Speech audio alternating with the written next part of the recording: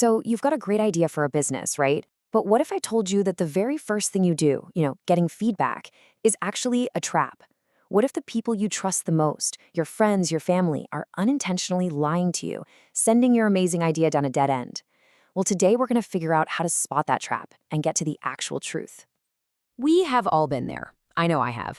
You're just buzzing with a new concept, you're super passionate, and you turn to someone, a friend, a potential customer, maybe even your own mom, and you ask this exact question. It just feels like the most natural, logical thing in the world to do. But here's the twist, and it's a big one.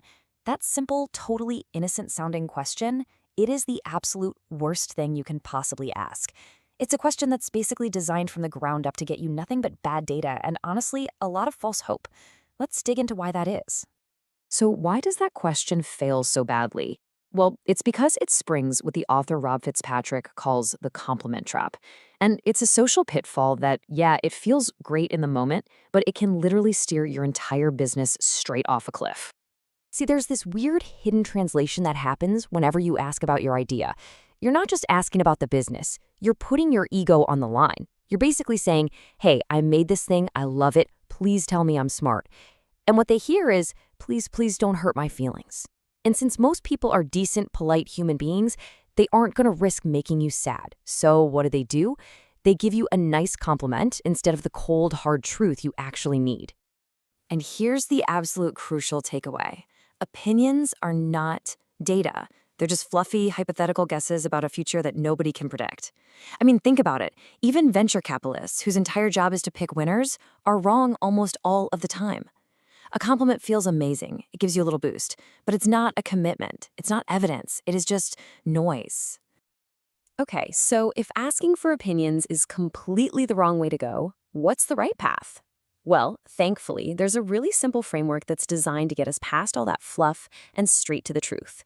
It's called the MOM test. And the rule is just beautifully simple. Are you ready? Stop talking about your idea and start asking them about their life. See, your idea is a solution, but you don't even know for sure if a real problem exists for them yet. So by focusing on them, their life, their problems, their workflow, you get facts, not opinions. Just look at the night and day difference here. A bad question is some hypothetical guess about the future, like, would you buy my app? Who knows? But a good question, that's a factual question about the past. How did you plan your last trip? One gives you a meaningless opinion. The other gives you solid evidence of actual behavior. Getting this shift in focus right, it changes the entire game. It's all about moving away from opinions and moving towards facts. And to do that, you have to start thinking less like a salesperson pitching a product and more like a detective, just looking for clues and uncovering the hard evidence in your customers' lives. So what are these magical questions? The key is to ask questions that force the other person to tell you a story about something they've actually done, not something they imagine they might do in the future.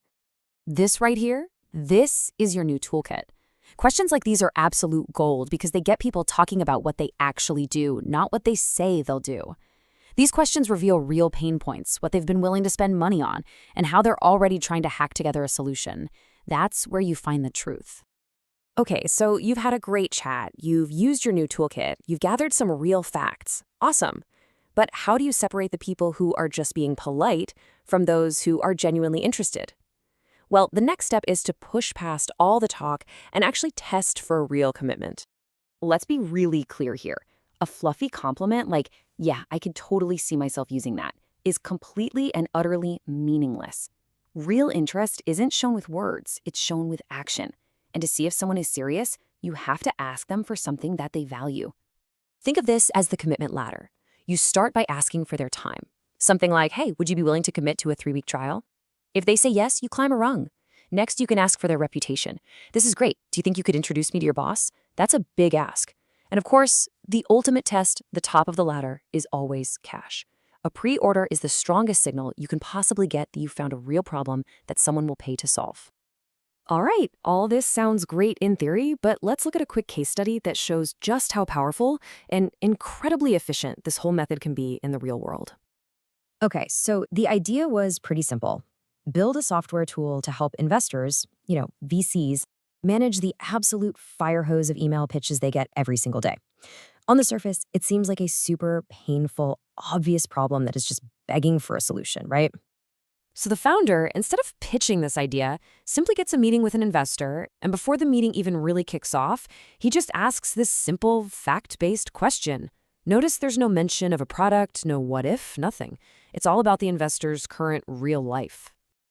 And the answer he got was, well, it was stunning. The investor just casually explained that interns filter most of the email, and for the really promising startups, he just scribbles their name on a Post-it note and sticks it to the wall behind him. That was it. His system was interns and sticky notes. And just like that, in one conversation, the entire idea was invalidated. See, the investor complained about his email flood. Yeah, but when he was asked for facts about his actual behavior, it turned out his simple, kind of janky Post-it note system was completely good enough. One good question saved that founder months, maybe even years, of wasted time and money.